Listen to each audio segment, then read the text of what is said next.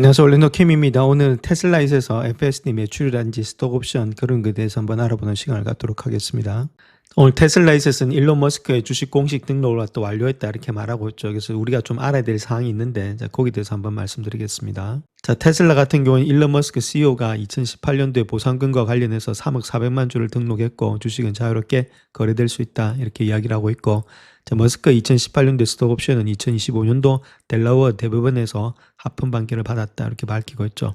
머스크의 18년도에 스톡옵션 자체가 2028년도 초에 만료될 예정에 있다. 그래서 이런 것들이 세금 감면을 위해서 매각으로 이어질 가능성이 높다. 그렇게 이야기를 하고 있죠. 그래서 테슬라 주가는 올해 들어서 16% 정도 하락하고 있다. 이렇게 말하고 있습니다. 그래서 스톡옵션을 행사할 수가 있는데 그거 자체는 결론 일단 세금 감면을 위해서 또 매각이 될 수도 있다. 자, 그 이야기를 하고 있죠. 자, 그 내용을 조금 더 깊이 있게 한번 볼 것 같으면 일론 머스크 자체는 요번에 명의로 주식은 일부 등록했지만은 그가 곧 팔겠다는 뜻은 아니다 이렇게 말하고 있죠. 그래서 결국은 세무당국이 세금을 갖다가 추징할 거다 이렇게 말하고 있고, 자, 물론 팔지는 않는데 팔 수 있는 그런 가능성은 있다 이렇게 먼저 보시면 되겠죠. 그래서 지금 금요일 날 테슬라는 제출된 서류를 통해서 SEC에서 말하고 있는 것이 2018년도에 보수 지급과 관련해서 3억 400만 주의 보통주를 등록해줬다 그렇게 말하고 있는데, 자, 테슬라 주주들은 2012년도에 논란이 많았던 스톡옵션 부여에 찬성표를 던졌죠. 자, 그런데 델라웨어 주 판사가 해당 스톡옵션 부여를 무효화했다는 겁니다. 자, 그래서 2024년도에 주주 정보 공개가 불충분한 이유로 거부가 되었는데 주주들은 다시 2024년도에 해당 보상을 재승인해줬죠. 그러니까 이런 걸 통해서 또 대법원에서 이번에 일단 테슬라 편을 들면서 2025년도에도 머스크의 스톡옵션 그대로 유지된다. 자, 그렇게 이야기를 했습니다. 근데 이 보상을 받으려면은 테슬라의 기업 가치가 6,500억 달러는 달아야 됐는데 당시에 테슬라 기업 가치는 700억 달러에 가까웠는데 오늘날의 기업 가치는 지금은 접속으로 본다면 1조 5천억 달러, 1조 7천억 달러에 달하고 있죠. 그러니까 그때 이 정도밖에 안 했으니까 지금 이 정도 해서 실질적으로 회사를 키웠으니까 그에 대한 마땅한 보상이 있어야 되지 않겠는가. 자, 그래서 결론적으로 뭐 테슬라 편을 대법원에서 들어줬다 이렇게 보시면 되겠죠. 결론적으로 지금 이제 이 정도에 등록됐기 때문에 이 물량도 나올 수 있는데 지금 바로 나온 것은 아니다. 그렇게 먼저 말씀을 드리겠습니다. 그래서 그걸 알고 계시면은 오늘 장에서 좀 올라갔던 이유가 이런 데 있지 않았나 그렇게 보여지고 있습니다. 자, 그래서 테슬라 주주들은 머스크가 모든 성과 인센티브를 충족할 경우에 2025년도에는 약 1조 달러 상당의 제한적인 주식을 지급하기로 투표했다 이렇게 말하고 있고, 그래서 머스크가 보유한 스페이스X, 테슬라 및 여러 가지 기타 회사 지분의 가치는 8천억 달러에 달할 것으로 보여지고 있다. 2018년도와 관련된 주식을 등록한다는 것 자체가 머스크가 2018년도에 보상에 따른 스톡 옵션을 행사할 때 해당 주식이 자유롭게 거래될 수 있다는 것을 의미하고 있는데, 결국 머스크는 스톡 옵션을 행사해야 할 거다. 그렇게 말을 하고 있죠. 그것이 2028년도 초에 만료가 된다는 겁니다. 만료가 중요하겠죠. 그 안에는 행사가 된다. 자, 그거 우리가 보시면 되겠고. 자, 그와 더불어서 그가 스톡 옵션을 행사할 때 세금 목적상 일부 주식이 매각이 발생할 가능성이 있다. 세금 목적으로 일부 주식이 매각이 된다. 그 이야기를 하고 있습니다. 그래서 2012년도에 보상금과 관련된 옵션을 행사한 후에 지금 이제 21년에 주식을 매각했는데 매출 부진이란지 테슬라 주가 변동성을 더욱더 가중시켰다. 이렇게 말하고 있죠. 그때 이럴 때 또 한 번은 또 출렁거릴 수가 있다. 우리가 그런 것만 알면 되겠죠. 자, 그렇다면 그걸 갖다 일론 머스크 입장에서 한번 보겠습니다. 일론 머스크는 곧 엄청난 부자가 될 거다. 모든 고생을 감수할 만한 가치가 있었다. 그렇게 말하고 있죠. 그래서 보상금을 행사하려면은 주당 23.34달러를 지불해야 하지만 현재 주가는 그 가격의 16배가 넘는 가격에 거래되고 있다. 그렇게 이야기를 하고 있죠. 자, 그래서 일론 머스크 입장에서 조금 더 깊이 있게 한번 보면은 테슬라는 CEO 일론 머스크에게 3억 396만 630주를 배정해서 투자자들이 승인한 2018년도 보상 계획을 이행하게 했다. 그렇게 말하고 있고, 그래서 지금 이 주식을 행사하면은 머스크의 테슬라 직접 지분은 11%에서 19% 이상으로 늘어난다. 그 비용은 70억 9천만 달러에 달할 거다. 그렇게 말을 하고 있죠. 그래서 지난 11월에 머스크를 위해서 새로운 10년 성과 기반의 투자 계획을 승인했는데 이는 야심찬 목표 달성 여부에 따라서 최대 1조 달러에 달할 수도 있다. 자, 그렇게 현재로서는 밝히고 있습니다. 그래서 지금은 일론 머스크 입장에서 한번 따져보겠습니다. 자, 그래서 일론 머스크 입장에서는 이 보상이 있죠. 즉 말해서 스톡 옵션을 갖다가 행사하려면 엑서사이즈 하기 위해서는 주당 23.34달러라는 그 행사 가격을 주식을 매입해야 된다. 이 돈을 주고 아무래도 자기가 주식을 매입해야 된다는 그 뜻입니다.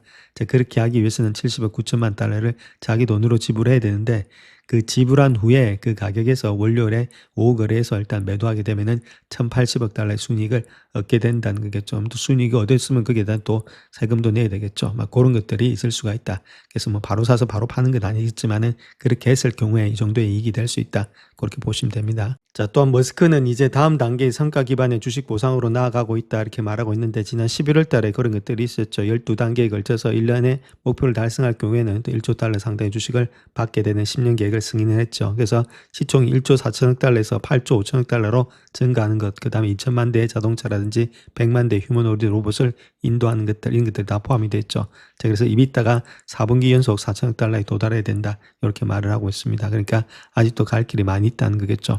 중요한 것은 이런 목표를 달성할 수 있을지 이게 미지수다. 그래서 옵티머스 휴머노이드 로봇은 여전히 개발 중에 있고 로보택시 사업도 천천히 확장이 되고 있다.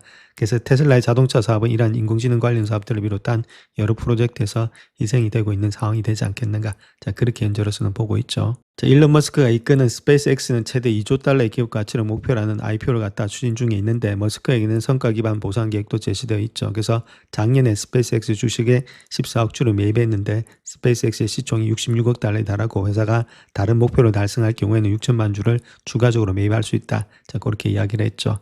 그래서 지금 현재 머스크의 순자산은 6,470억 달러에 달하고 있고, 자, 대부분 2월에 머스크의 XAI를 인수한 스페이스X의 지분에서 지금 비롯되고 있다. 이렇게 보면 되겠죠.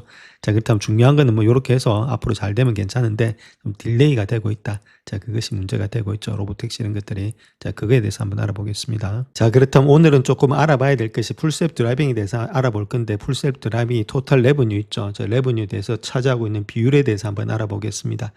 지금 이제 토탈 레버뉴 있죠. 2016년도 1분기 때 토탈 레버뉴가 요 정도 되고 있죠. 223억 9천만 달러 정도 되고 있다. 이렇게 보면 되겠죠. 그래서 요거 대비해서 풀셀프 드라이빙이 얼마만큼의 지금 이제 포지션을 차지하고 있는지 거기에 대해서 한번 살펴보겠습니다. 자, 그래서 액티브된 풀셀프 드라이빙의 서브스크립션 있죠. 자, 여기에 대해서 한번 알아봐야 되는데, 자, 우리가 여기서 봐야 될 것이 일단 기본적으로 YOY 기준으로 해서는 51%가 증가되고 있다. 많이 증가되고 있다는 거죠. 한 128만 명 정도가 늘어났다. 요번 분기에 그렇다는 겁니다. 2016년도 1분기 때. 자, 그걸 가지고 한번 계산을 해보자. 이렇게 말씀드릴 수 있는데, 자, 그렇다면 이제 1분기 때 요러니까 지금 모습에서 128만 명 정도 되고 있죠. 그래서 요거니까 요거에 가지고 일단은 말씀을 드리겠습니다. 128만 명. 그래서 128만 명이죠. 128만 명에다가 우리가 생각해 봐야 될 것이 99달러 정도 되고 있다는 겁니다. 자, 한 달에 99달러니까 이게 한 분기니까 곱하기 3을 해주겠죠. 분기는 석 달이니까 곱하기 3을 해주게 되면은 이렇게 되고 있죠. 자, 여기다가 아까 보셨던 239만 220억 달러, 223억 달러 정도 되고 있죠. 자, 그걸 갖다가 1분기 매출이니까 그걸 나눠주면 되겠죠. 그래서 한 22억 3억 9천만 달러 정도 되고 있다.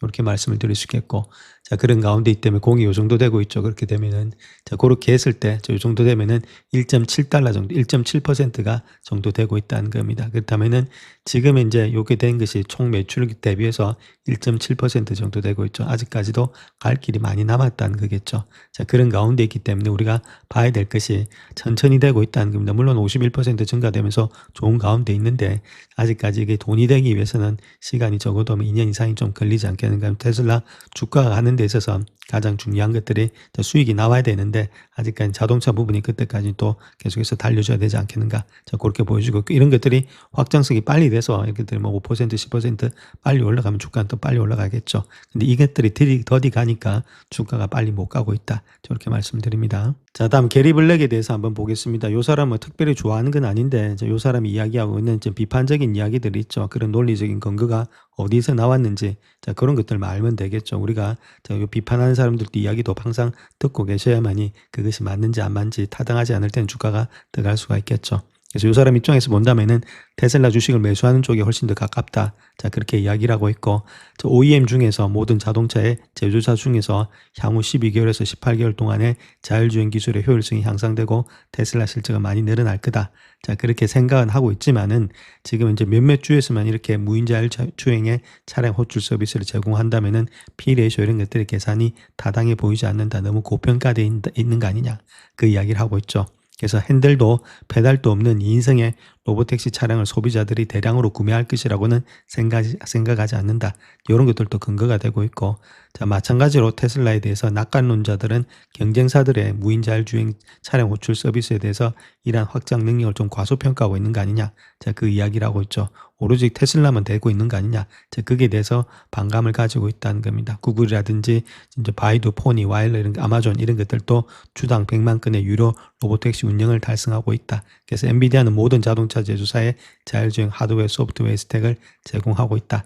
요 이야기를 하고 있죠. 이런 것들에 있어서의 다른 경쟁자도 있는데 굳이 일단 테슬라만 잘 되는 것들이 있느냐. 지금도 마찬가지로 그렇게 되고 있는데, 자, 그래서 이 문제는 테슬라의 자율주행 기술에 대한 이해나 부족이나 자신감의 부족이 아니다. 그렇게 말하고 있고, 자, 물론 지금 이제 소프트웨어 이런 것들을 따라올 수가 없는데, 자기도 기술 문제는 알고 있는데, 자, 그런 것들의 문제가 아니라, EPS가 200배라는 높은 주가 수준이 문제가 되고 있다. 그 이야기를 하고 있죠. 자, 논리적인 근거가 여기서 나오고 있고, 자, 그로 인해서 지금 테슬라가 자율주행 경쟁으로 인해서 차량 주행과 차량 호출 서비스를 성공적으로 구현할 가능성이 이미 시장에 반영된 거 아니냐. 그래서 경쟁이 치열할 이 분야에서 테슬라가 마케팅 역량을 충분히 갖추고 있다는 증거도 부족하고 있다. 그렇게 말하고 있죠. 자, 그로 인해서 테슬라라는 회사는 좋아는 하지만 현재 기업 가치나 마음에 들지 않는다. 그래서 $2,500, $3,000 이렇게 캐시우드가 이야기하고 있는데 그 이상의 가치를 주장하는 분들은 그러한 근거를 명확하게 제시를 해야 된다. 그 이야기를 하고 있죠. 어느 정도는 맞는 말이죠. 틀린 말은 아닙니다. 그러니까 나중 이야기로 이렇게 갈 수는 있는데 지금 현재 모습에서 과연 200배를 갖다가 높은 주가 수준을 갖다가 할 수 있는 그런 근거가 있느냐. 자, 거기에 대해서 의문을 갖고 있다. 그 이야기를 하고 있죠. 자, 그렇다면 테슬라의 지금 매출의 구조에 대해서 한번 보겠습니다. 쉽게 말씀드리겠습니다. 그래서 지금 자동차하고 그 다음에 에너지, 그 다음에 서비스 요 세 가지 부분이 있다. 이렇게 보시면 되는데 요 전체 매출을 한다 100으로 잡자 이렇게 보시면 되는데 자, 쉽게 말해서 설명드리는 겁니다. 그 100 정도에 있어서 요거 자체 있죠. 자동차가 한 70 정도 되고 있고 자, 그 안에 일단 에너지가 한 15%, 자, 그 다음 또 마찬가지로 지금 모습에 서비스가 한 15%, 자, 그래서 총 100으로, 100 정도로 보시면 되는데, 70%가 자동차 매출에서 나온다는 겁니다. 풀셀프 드라이빙이나 이런 것들은 상당히 미미하다 이렇게 말씀드렸죠. 1.6% 정도밖에 되지 않고 있다. 여기서 많이 나오니까 이 매출에서 매출의 원가가 한 80% 정도 된다는 겁니다. 자, 그만큼 매출 원가가 많죠. 자, 매출의 원가가 많다는 것은 소프트웨어 회사들은 매출의 원가가 적은데 이제 이렇게 제조업들은 매출의 원가가 많다는 겁니다. 매출 원가가 많이 줄어들어야 되겠죠. 자, 그런 문제점이 현재 있는 것이 테슬라다. 즉 말해서 이쪽에서 너무 많은 매출이 아직도 나오고 있다는 것이 가장 큰 문제가 되겠죠. 그래서 이런 데서 나온 것이 결론 일단 서비스라든지 뭐 에너지보다 서비스 이쪽에서 더 많이 나와준다면 주가는 더 많이 올라가면서 이쪽의 매출 원가가 많이 줄어들겠죠.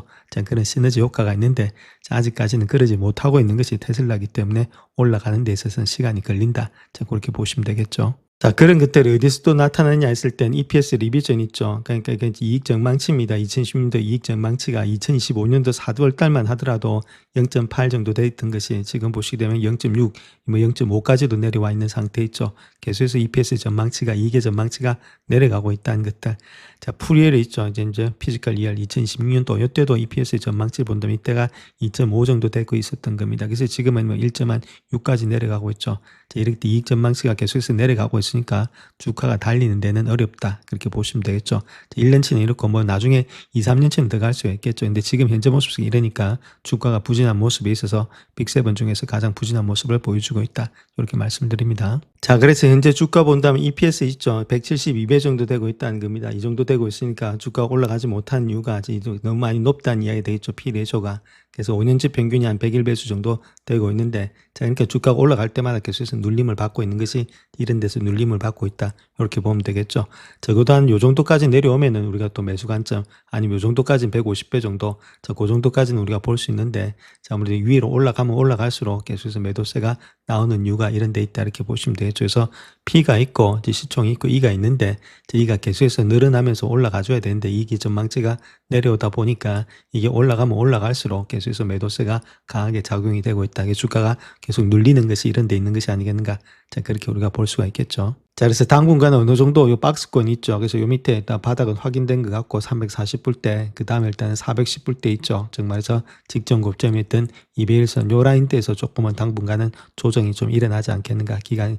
시간과 기간 조정이 자, 그렇게 보여지고 있습니다. 그래서 좀 하락세는 좀 멈추는 것 같은데 그렇다 하더라도 올라가는 데 있어서는 상당히 좀 부담스러움이 있다. 올라갈 때마다 밸류에이션에 대한 그런 조정이 나오고 있고 자, 밸류에이션에 부담이 있으니까 계속해서 내려꽂는 그런 매도세가 조금 있기 때문에 여기서 조금은 횡보될 수가 있다. 저렇게 말씀을 드립니다. 영상을 끝까지 시청해 주셔서 감사합니다. 영상이 도움이 되셨다면 구독과 좋아요 부탁드립니다. 감사합니다.